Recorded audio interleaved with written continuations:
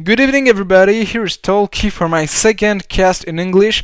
I'll do my best as the previous one was far from perfect, but as I said, I will improve, I promise you.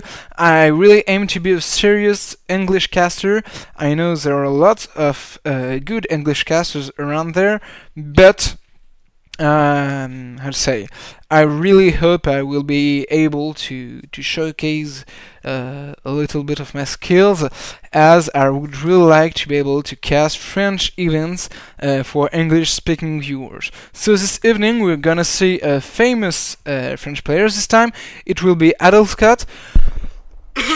Given his run in the TSL, everybody knows him, but I'd say I think he still deserves a little bit of light in this daily, as there has been a new patch recently. Protoss timings have changed a lot, and it was one of the first few matches I watched post-patch 1.3.3, and Adelscott is trying out new things with the sentry buff as an example, so it's really an interesting match to see. Therefore, here we go, directly into the game. So this was the first match from the Go for SC2 Cup that took place recently. I don't have the exact time, and it was featuring Adelscott from Team Millennium and QXC, and I don't remember QXC's team right now because he changed team quite long ago, so I'm sorry for this. I just don't remember what QXC new team is, and this is gonna be QXC versus Adel on Terminus RE. A really fun map, even though the choke is ridiculously small. There is a neutral supply depot at the bottom, so you can't bunker rush or can't rush easily. You have to invest a lot more if you want to hard cheese your opponent. And Terminus RE with the normal version, if this map hits ladder one day, there will be rocks here, knowing Blizzard. So this is a normal version with 6 mineral patches and 1 Vespin geyser on the heavy third, whereas the center third is full and operational, a fully operational base. So of course you can expand at other locations, but it is quite hard most of the time. Let us see the development of the game. QXC has not taken any gas right now. He should go for a bit of gas quite soon, whereas Adel is taking both his gas before the gateway finish. So for everybody who watched yesterday's daily, it's the same replay as yesterday, but this time we'll go through the entire replay. Yesterday we were watching this through QXC's vision and through Adelscott vision to see how to learn a build order, and today we'll watch this as simple spectators, as a lot of people I think might want to know the end of the match. So let us talk a bit about the background of the players. QXC, to sum it up, said one day, if you're not attacking, you are losing. So QXC is known to be an aggressive player, a very aggressive player who goes for high pressure most of the time. He popularized a lot of Reaper builds, and he is not going for one as of now, as he has no gas, but is instead going for fast command center of run racks, which stopped producing marine for quite a long time, maybe because of the supply block, I don't know, but either way he's adding a second racks and still not taking any gas, so he's not gearing up for any aggression, contrary to the popular belief that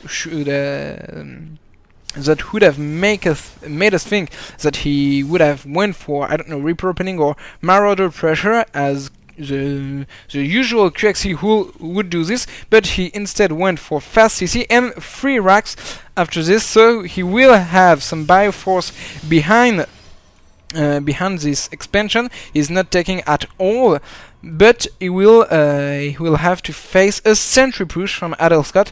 Full sentries built exclusively on 2 gateways without warp gate, where chrono boost goes on probes. So it's a 1.3.3 build. Of course, this wasn't possible before this patch, so I really am curious to see how it will pan out.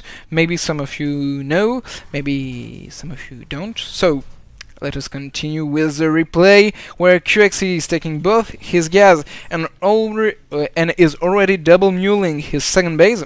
So he double mules on the second base because he has already lost quite a few minerals at his main, so how to say, mining the second base helps him in case of surprise attack or anything, or if he loses the second bases anyway, he will still have a lot of minerals left in the first base. So it's a good idea when you have 2 orbital command centers to mule directly on your natural expansion rather than in your main. What else can I say for the moment? QXC is heading toward upgrades and is beginning to create tech labs, so he's at least taking through the whole Terran Tier 1.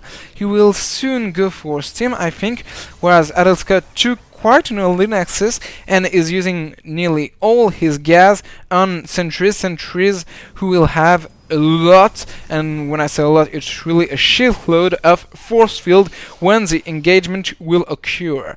Adelscott is as well adding a robotic facility still on 2 gates, so really a weird and funky opening. It was 2 gates with a lot of sentry with gateways, not warp gates, then a robotic and an expansor. Really an original build coming from Adelscott, Adelscott, who is now pushing through the entire map and will try to take out a few bunkers, but QXC already has a fearful bioforce with a few marauder. Even though the marauder don't have slow at the moment, the stalkers will be able to stall a little bit QXC's timings, and therefore be useful. But Adelscott is pulling back. I don't know if I completely agree with this. What the... a Reaper, he is just here. He is happy being with all the sentries, hanging out around with them. So okay, just got kill. I think Adelscott should have pushed a little bit more. He had a lot of force field and guardian shields, and could have let's say parked here and hit the Marines with the Stalkers, force field behind them, do little guardian shield, and exchange a bit of the forces he had. But instead, it chose to go for a fast third, still on 2 gates. A very greedy build by Adelscott, but QXC is responding accordingly to this. Even though he hasn't seen the third from Adelscott, he knows something's up and he's playing quite the macro game. I wouldn't have expected this from QXC, but he's going really for a heavy macro game on the third before the 10-minute mark. It really is interesting. QXC on his side has went already up to Colossus Tech and is adding a force, so still 2 gates from Adelscott, really focusing on macroing as well. He has quite an impenetrable defense with his, I don't know, 24 force field stuck on the sentries, so it will really, it is really safe for Adelscott to be greedy from here. When you have that much of force field and a defensive force this heavy, you can really afford to be passive. But QXC really responded accordingly. He is not forcing his way through the map. He is patient, and both players are actually playing a really good game. As of now, this pressure was really light by Adel, but he didn't want to waste any force fields, and now he is adding the gap 5 gateways for a huge push, a 7 gate plus one robo for Colossi, I don't know. So Adelscott will really have a strong timing when attacking QXC, but QXC is heading for a drop with double dropship. So we'll have a lot of Marauders. In fact, he will have 3 and 6 Marauders. So 6 Marauders and 4 Marines will be able to manhandle those forces quite fast. And Adelscott will have quite a hard time dealing with this, as he has no aerialness whatsoever. It's normal for PvZ. But also not blink or charge, which are two very useful skills to have when facing a dropping terrain, a drop heavy terrain. So Adelscott is finally getting to Twilight Council tech. His macro is really good, but he has been quite slow on the reaction timing and has lost 10 probes right now. I don't know if all those probes were lost in this fight, but a lot of them were. I'm pretty sure of this, and this was a really hard blow from QXC. He is now ahead 20 supply in work count, and even though Adel has a good supply advantage with his Colossi, the Colossi are taking up a lot of supplies without doing much damage. Double drop by QXC, Adel really responding poorly, letting the second drop do a shitload of damage. Excuse my French, but I'm French, so I got the right to do so. And QXC is now in a dominating position with those beautiful drops. He really took out a lot of Adelscott forces and killed 22 workers. 22 workers when you're this early into the game, before the 15-minute mark, and when you are on 4 bases. It really is a gigantic lead. I think Adelscott is doing a big mistake not to attack right now. QXC still has drop forces scattered all around the map, and even so, Adel finally is killing all of QXC's drop force. It is too late. QXC has gone double rearport starport, and this double reactor starport allowed him to build quite the killer number of Phoenix. His Vikings. His Vikings are really going to chew through Adelscott's Colossi. It really is not going to be nice seeing this fight. Adelscott going for mass hallucinations before the fight. Maybe will this work out? I have really no clue, but QXC really has an awful lot of Vikings to take care of the Colossi of Adelscott, and Adelscott is going on the offensive, but he's not having the greatest concave ever, and even so QXC is focus firing hallucinations. The Colossi are really falling one by one.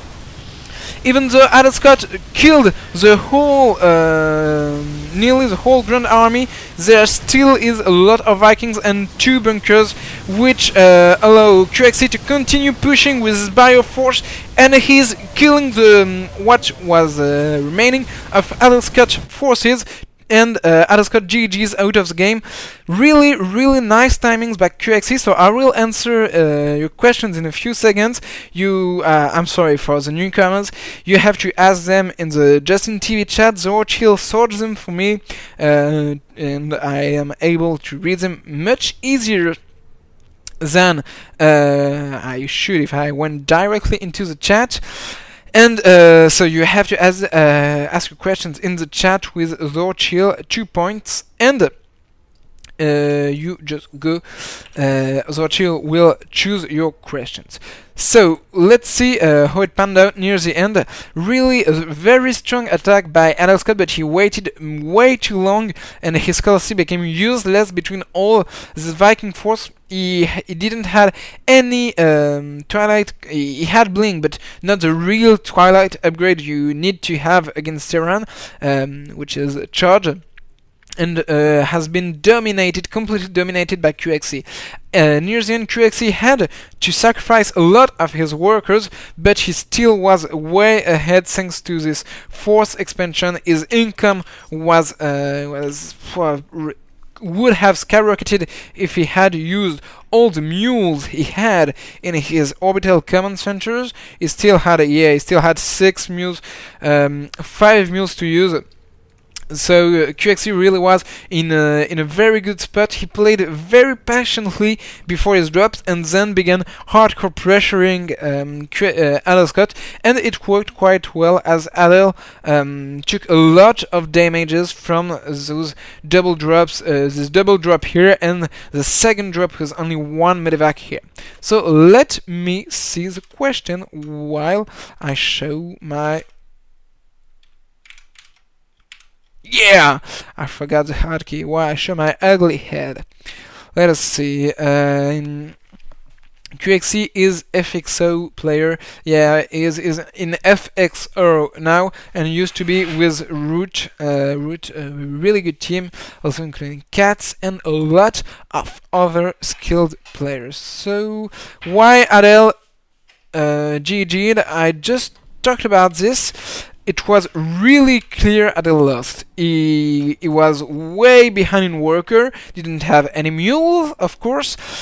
He lost all his Colossus count and was 40 food behind in army. Adel was dead. There was completely no question about this. It was a normal GG.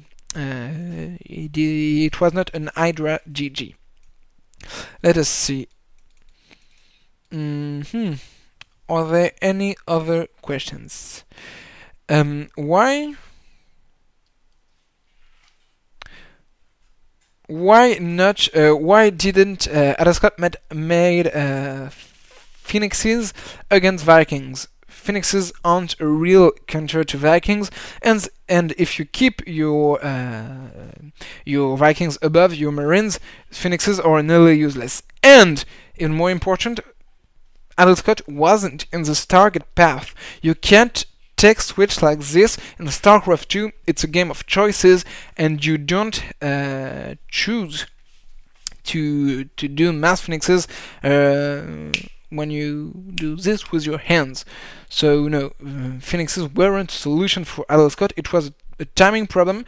Adelscott should have attacked earlier. All his colossi would have went down to the Viking force, but it would have been much slower, and the ground force would have been able to kill a lot of things. So it was not really a composition loss, but really a timing loss. In the end, his composition was not the most adapted to his opponents, but it was because he was too late. StarCraft 2 is a real-time strategic game. So I don't see any questions. So a lot of people say it's because it's an English daily. I know there are a lot of French viewers out there. I would have loved to see English viewers. I posted this on Team Liquid. I really hope to have more English viewers on Fridays in the future. So it will be all for this evening. I'm gonna eat my dinner. I hope you enjoyed this cast. I'm looking forward to doing another cast in English next week. I will prepare it a bit more. I played later today, so I'm sorry. This will be all, and have a nice evening, everybody.